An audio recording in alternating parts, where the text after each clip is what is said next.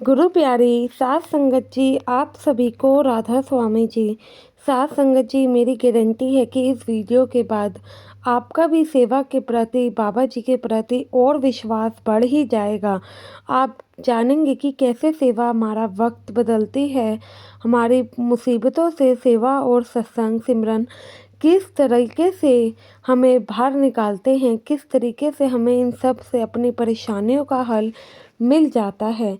तो साथ संगत जी, आप लोगों से पहले तो मेरी विनम्र विनती है कि वीडियो के अंत तक ज़रूर बने रहिएगा, और संगत के अपने इस चैनल से आप लोग नहीं जुड़े हैं तो चैनल को सब्सक्राइब करके चैनल से ज़रूर जुड़े भी।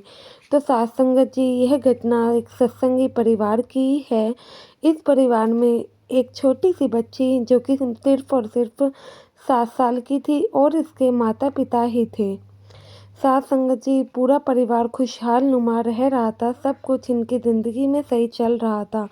टाइम टू टाइम सत्संग जाना, भजन सिमरन करना और सेवा करना इनकी डेली ही रूटीन का हिस्सा था। इन सब को करते हुए ये अपनी ज़िंदगी अच्छे से जी ही रहे थे, पर किसी को क्या पता था इतनी खुशहाल भरी ज़िंदगी में कब किसी की नज़र लग जाएगी और दुख के बादल छा जाएंगे। तो साथ संगत जी, एक दिन इनकी बेटी के पेट में दर्द उठ जाता है। जब दर्द होता है तो माता पिता को लगता है कि नॉर्मल दर्द होगा। पहले तो दवाई दे दी जाती है, उसके बाद आराम नहीं पड़ता है तो डॉक्टर के पास लेके जाया जाता है। डॉक्टरों को वह दर्द कुछ ज़्यादा बड़ा नहीं लगता है। चेकअप के बाद डॉक्टर सोचते हैं कि पेट में क्या पता गैस ना बन गई हो, इसलिए दर्द होगा। तो पेट में गैस जो बनी थी उसकी दवाई दे दी जाती है। पर साथ संगत जी, बात तो कुछ और ही थी, जो कि जिस बात से डॉक्टर भी अनजान थे और इस बच्ची के माता पिता भी अभी अनजान थे। दवाई देने के 3-4 दिन बाद भी जब बेटी को इलाज नहीं मिलता है तो माता पिता दोबारा से डॉक्टर के पास इस बेटी को लेकर जाते हैं। अब डॉक्टर कहते हैं कि इतने इलाज के बाद जब आराम नहीं आ रहा है तो ज़रूर हो सकता है कि बड़ी परेशानी हो। फिर डॉक्टर अल्ट्रासाउंड करवाने की सलाह देते हैं। अल्ट्रासाउंड की जब रिपोर्ट आती है तो डॉक्टर और घर वालों को पता लगता है कि बेटी के पेट में तो एक छोटी सी गिल्टी ने जन्म ले लिया है। तो डॉक्टर फिर कहते हैं कि यह तो अभी शुरुआत है, गिल्टी ज़्यादा बड़ी नहीं है, अभी से इस पर इलाज करेंगे तो ये निकल जाएगी, दवाइयों से ही हम इसको निकाल सकते हैं। अगर ये थोड़ी भी ज़्यादा बड़ी होती तो हमें ऑपरेशन की ज़रूरत पड़नी थी। तो साथ संगत जी, डॉक्टरों के कहने पर बच्ची की गिल्टी का इलाज शुरू हो जाता है और दवाइयाँ शुरू हो जाती हैं। लेकिन महीने बीत जाते हैं, 2 महीने के पार हो जाता है। जब दोबारा चेकअप होता है तो डॉक्टर क्या देखते हैं कि वह गिल्टी कम होने की जगह बढ़ ही गई है। अब डॉक्टर कहते हैं कि इलाज तो हमने सही किया था, लेकिन अब ये गिल्टी बढ़ गई है तो अब तो ये दवाइयों से भी ख़त्म नहीं हो सकती है। इसको हम ऑपरेशन के थ्रू ही बाहर निकालेंगे। ऑपरेशन का साथ संगत जी सुनते ही माता पिता के हाव भाव बदल जाते हैं, क्योंकि ऑपरेशन का खर्चा ही इतना आना था कि माँ बाप सोच भी नहीं पा रहे थे कि वह करेंगे कैसे, क्योंकि उन पे इतने पैसे नहीं थे। डॉक्टर ने जब बताया कि 5 से 6 लाख का खर्चा आएगा, यह सुनने के बाद माता पिता काफ़ी परेशान हो जाते हैं। उन्हें कोई भी रास्ता नहीं दिखता है। अब वह घर आ जाते हैं, इलाज भी जल्दी ही कराना था। अब यही सोचते हैं कि कैसे कराया जाए। और साथ संगत जी, आपको पता है जब मुसीबत की घड़ी सर पे होती है तो कोई रिश्तेदार भी काम नहीं आता है, कोई मदद के लिए आगे नहीं आता है। तो ऐसे ही ये लोग परेशान थे। तो फिर एक दिन सेवा पर जाने का इस भाई को हुक्म आता है, लेकिन ये भाई इतने दिनों से उदास था और घर में परेशानी की वजह से सेवा पर नहीं जा रहा था। तो जब जत्थेदार जी को सारी बात पता लगती है तो वे इस भाई को समझाते हैं, कहते हैं कि भाई, डेरे से सेवा का हुक्म आया है, अगर तुम चलोगे तो सही रहेगा। क्या पता तुम्हारे वहाँ जाने से सारे कष्ट यूं ही हल हो जाए।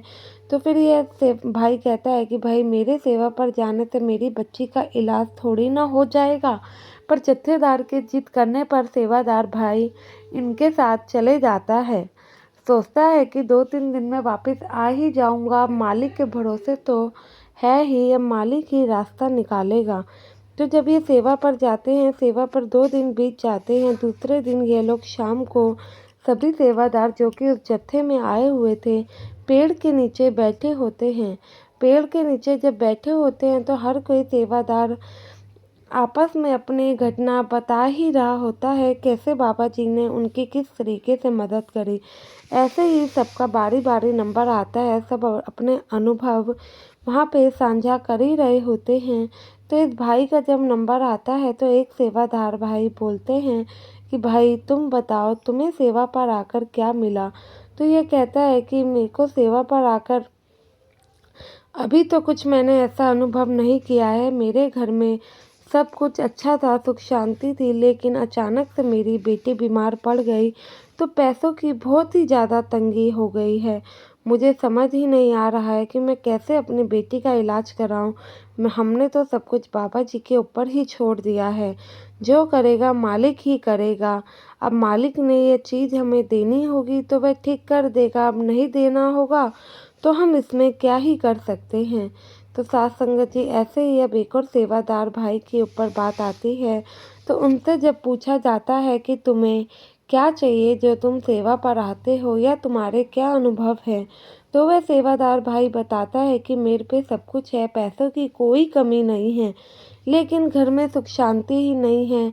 इतना बड़ा घर है महलों जैसा, सिर्फ मैं, मेरे पोता और मेरी बीवी ही रहते हैं। बच्चे सारे विदेश में जाके सेटल हो गए हैं। मैं तो सुकून ढूंढने के लिए सेवा पर आता हूँ। तो साथ संगत जी, ऐसे ही सब अपना बातचीत कर रहे होते हैं। कब सेवा का टाइम हो जाता है पता ही नहीं लगता है। अब 3 दिन सेवा को पूरे होने को आ जाते हैं। सभी सेवादार बैग पैकिंग करके अपने घर की तरफ रवाना होने लगते हैं। बस में जब बैठने लगते हैं तो जो वह अमीर सेवादार भाई था, वो इस बच्ची के पिता से कहता है कि भाई ये मेरा एड्रेस है, तुम घर जाकर एक बार मुझसे मिलने ज़रूर आना। तो वह कारण पूछता है तो वह नहीं बताता है। तो फिर जब वह घर जाकर उस सेवादार भाई से मिलने जाता है तो देखता है कि उसका महलों जैसा घर है। बाहर सिक्योरिटी गार्ड खड़े हैं। सिक्योरिटी गार्ड उस भाई को नहीं रोकते, क्योंकि उनके मालिक ने पहले ही इनको आने की अनुमति दे दी थी। जब वह अंदर जाते हैं तो वह कहते हैं, आइए बैठिए, आपका स्वागत है। जब वह हाथ जोड़ के कहता है कि भाई तुम इतने अमीर सेवादार, मैं कहाँ इतना गरीब, हमारी तो क्या ही हैसियत है। तो वह कहता है कि मैं अमीर गरीब कुछ नहीं होता है, बाबा जी ने सबको एक बराबर बनाया है। तो फिर ये अमीर जो सेवादार भाई था वह कहता है कि तुम अपनी बच्ची का इलाज करवाना चाहते थे, आज शाम को इस हॉस्पिटल में अपनी बच्ची को लेकर पहुंच जाना, मैंने सारा बंदोबस्त करवा दिया है। तो ये कहता है कि भाई ये तो बहुत ही ज़्यादा महंगा हॉस्पिटल है, मेरे पे इतने पैसे कहाँ। तो अमीर सेवादार कहता है कि भाई पैसे किसने मांगे हैं, अब मेरे पे इतना पैसा धन दौलत है भी तो मैं क्या ही करूं। अगर किसी का भला हो सके तो इससे मेरे पास कुछ घट नहीं जाएगा।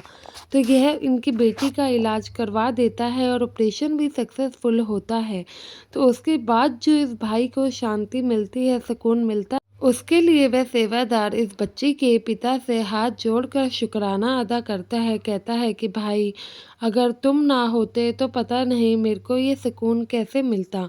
जो वह बच्ची के पिता थे उन पे कम से कम 2 लाख रुपए तो जुड़े। 2 लाख रुपए वह सेवादार भाई को देने की जिद करते हैं, लेकिन वह मना करता है। कहता है कि मुझे ये पैसे नहीं चाहिए, मालिक का दिया हुआ इतना है, मैं क्या ही करूँगा। मेरे मन में बस सुकून और शांति ही नहीं है, तो इतनी धन दौलत का भी क्या ही फ़ायदा। आज तुम्हारी वजह से मुझे सुकून मिला, और मैं इतने समय से सेवा पर सिर्फ सुकून ढूंढने ही जाया करता था। तो साथ संगत जी, आपने देखा कैसे सेवा हमारा वक्त बदल देती है, हमारे परेशानियों का निपटारा कर देती है। ये एक पिता जो कि अपनी बेटी के इलाज के लिए कितना परेशान था, उसको सेवा पर जाके अपनी परेशानियों का मिनटों में हल मिल गया। और एक सेवादार जो कि सुकून के लिए परेशान था, उसे वहाँ पर सुकून प्राप्त हुआ। तो साथ संगत, ऐसे ही बाबा जी हम सबकी रक्षा करते हैं और हम सबका ध्यान रखते हैं। आशा है वीडियो पसंद आई होगी। लाइक करना और कमेंट में राधा स्वामी लिखना ना भूले जी। गुरु प्यारी साथ संगत जी, आप सभी को प्यार भरी राधा स्वामी जी।